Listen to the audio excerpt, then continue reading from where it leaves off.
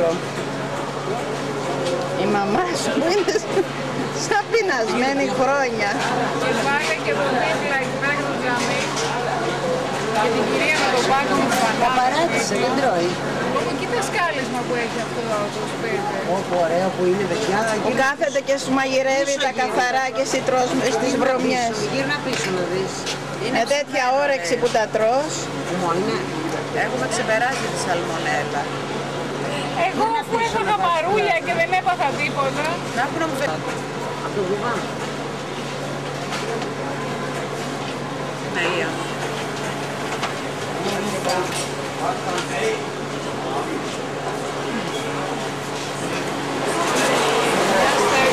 Και σπάσει καρέκλα γιατί δεν μπορώ να δέχομαι. Πάει Τζελίνα καλή. Τραπέζι.